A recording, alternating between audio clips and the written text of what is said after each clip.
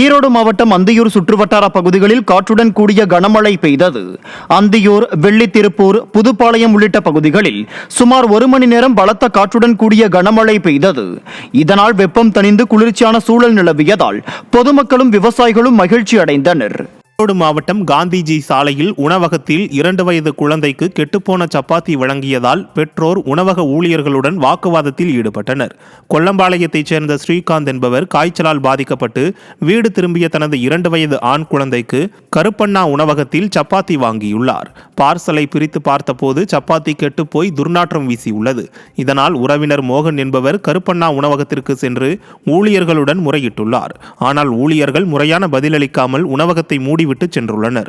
திறமையற்ற ஆட்சியில் உணவு பாதுகாப்புத்துறை அதிகாரிகள் உணவகங்களில் முறையான சோதனை நடத்தாததால் இதுபோன்ற அவலம் நிகழ்வதாக பொதுமக்கள் குற்றம் சாட்டிய நிலையில் கும்பகர்ண தூக்கத்தில் இருந்த உணவு பாதுகாப்புத்துறையினர் சம்பந்தப்பட்ட உணவகத்தில் ஆய்வு நடத்தினர்.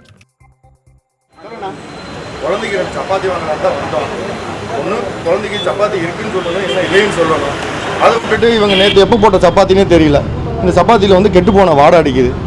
கேட்க வந்தோம்னா சட்டரை போட்டிட்டு இல்லைங்க இது தெரியாமல் நடந்துருச்சு, நீங்கள் எங்கள் ஓனர் இல்லை, ஓனர் வெளியூரில் இருக்கிறாரு, இதெல்லாம் சொல்கிறாங்க, பதில் சொல்கிறாங்க.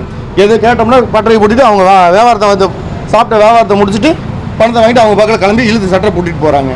யாரும் எந்த பதில் கேட்டால் எதுவுமே சொல்லவும் மாட்டேங்கிறாங்க.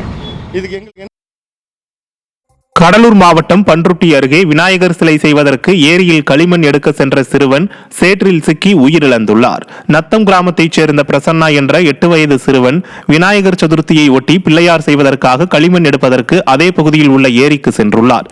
அப்போது ஏரியில் உள்ள சேற்றில் சிக்கியதால் வெளியே வர முடியாமல் மூழ்கி உயிரிழந்துள்ளார். தகவல் அறிந்து சம்பவ இடத்திற்கு சென்ற போலீசார் உடலை மீட்டு பிரேத பரிசோதனைக்கு அனுப்பி வைத்தனர்.